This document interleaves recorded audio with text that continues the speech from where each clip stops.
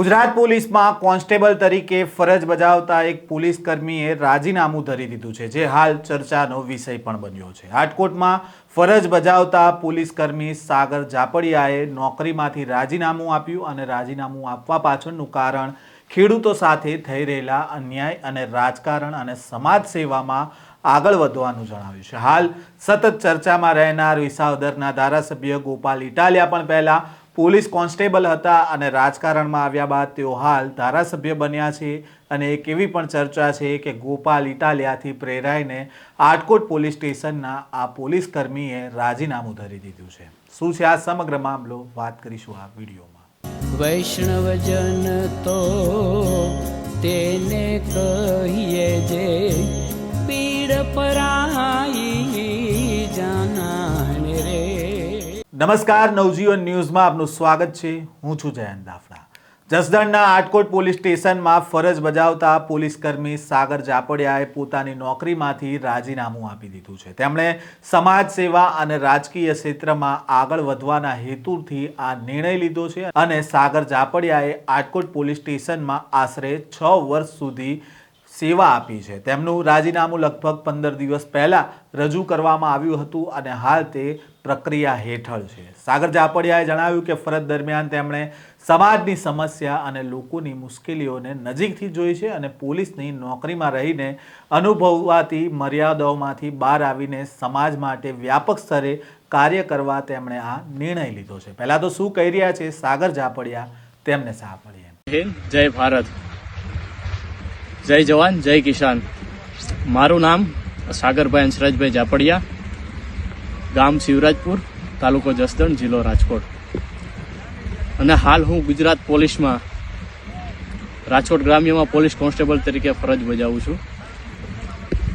ને હાલની પરિસ્થિતિ જોતા કે ખેડૂતોની પરિસ્થિતિ અત્યારે કેવી છે કે કમોસમી વરસાદને કારણે, માવઠા થવાના કારણે ખેડૂતોનો પાક નિષ્ફળ જાય છે। ત્યાંથી બોટાદ એપીએમસીમાં જોઈ લ્યો તો ખેડૂત દિવસ રાત મહેનત કરી અને પાક તૈયાર કરે છે અને તૈયાર પાક થાય પછી માર્કેટિંગ યાર્ડમાં વેચાણ કરવા લઈ જાય છે અને ત્યારે ત્યાંના વેપારીઓ ખેડૂતોનો એકવાર માલ વેચાણથી લઈ લે છે કે એક ફિક્સ કરે છે કે ભાઈ આટલા રૂપિયા આ માલના આવે, અને ત્યારે ફરીવાર જ્યારે એમના ગોડાઉને લઈ જવામાં આવે છે અને ત્યાં ખેડૂતે પાસેથી 100-150 રૂપિયા ઓછો ભાવ કે જેમના કટ મારી દેવામાં આવે છે, જે ખરેખર એપીએમસીમાં નિયમો વિરુદ્ધ છે કે ખરેખર એકવાર હરાજી થયા બાદ જે કિંમત નક્કી થઈ હોય વેપારીને એ કિંમત ચૂકવવાની હોય છે। તેમ છતાં કે ખેડૂતો કહે છે કે આવો કરદા ના કરો, અને ખેડૂતો કે જે નિયમો વિરુદ્ધ ખોટું કરે છે વેપારીઓ, અને ખેડૂતો એકઠા થાય છે તો એમને એકઠા થવા દેવામાં નથી આવતા। અને અત્યારે હાલની પરિસ્થિતિએ કે છેલ્લા 4 મહિનાથી ખેડૂત મહેનત કરતો હોય ને તૈયાર પાક આ કમોસમી વરસાદ, માવઠું થવાના કારણે નિષ્ફળ જાય છે કે ખૂબ નુકસાની આવે છે। એનો જ તમે અત્યારે એક નજીવો દાખલો લઈ લો તો વિછ્યા તાલુકાના રેવાણિયા ગામમાં કે જે એક નાનો ખેડૂત કે જે પોતાનું ખેતરમાં વાવેલું બિયારણ બાકીમાં લાવે છે, વાવણી ટ્રેક્ટરથી જે વાવેતર કરવામાં આવે છે એ બાકી કરવામાં આવે છે, જે દવાઓ એ પણ બાકીમાં લેવામાં આવે છે, ને પાક જ્યારે તૈયાર થયો ને કમોસમી વરસાદ, માવઠું થવાના કારણે એ પાકમાં ખૂબ નુકસાન આવે છે તો ખેડૂત એટલો ચિંતામાં આવી જાય છે કે હવે મારે શું કરવું,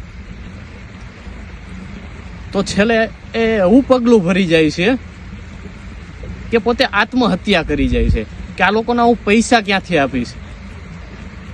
અને આ બધું તમે વસ્તુ કોણ સમજી શકશે કે ખેડૂતોનું સતત શોષણ અને દમન થાય છે, એ ખેડૂત જ સમજી શકે છે।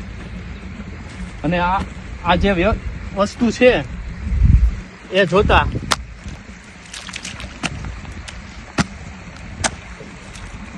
કે સતત બધી જગ્યાએ ખેડૂતોનું શોષણ થતું આવે છે.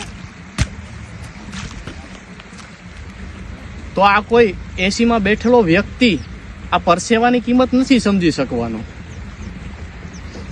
અને આવું જ તમે એક જો અત્યારે ગુજરાતમાં અસંખ્ય વ્યાજખોરોના ગુનાઓ, જમીન માફિયાઓના ગુનાઓ, જમીન પચાવી પાડવી, ખૂબ બધા ગુનાઓ બને છે કે આજે બેફામ જમીન માફિયાઓ અને વ્યાજખોરોના તમે બનાવ જોઈ લો. અત્યારે આપણે તો અહીં નજીકમાં જસદણ તાલુકાનું આપણું કાળાસર ગામમાં લાલજીભાઈ મકવાણાની એક નજીવી રકમમાં કે ખૂબ વ્યાજખોરોનો ત્રાસ, કે એટલી હદે એમને ત્રાસ આપે છે, તેમ છતાં છેલ્લે એક નજીવી રકમ માટે કે એમનું મર્ડર કરી દે છે. તમે વિચાર તો કરો, આ ખેડૂતની વેદના તો જુઓ તમે, કોણ સમજી શકે આ? અને જમીન માફિયાનો જ બનાવ લઈ લ્યો તો વિછા તાલુકાના ખોરિયાળે ગામનો ઘનશ્યામભાઈ રાજપરાની, કે જમીન માફિયાઓ દ્વારા કે જેમને અવારનવાર અરજીઓ કરેલી છે, તેમ છતાં જમીન માફિયાઓ કાયદાના ભય વગર ઘનશ્યામભાઈ રાજપરાની હત્યા કરી દે છે. તો આ નાના માણસ ખેડૂતનું સતત જો આ રીતથી શોષણ અને દમન થતું રહેશે તો શું પરિસ્થિતિ આવશે? આ બધી પરિસ્થિતિઓને જોઈ અને એમની ચિંતા થતી હોય,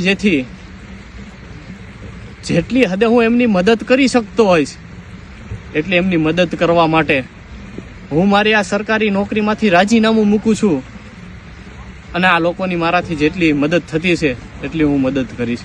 જય હિન્દ, જય ભારત.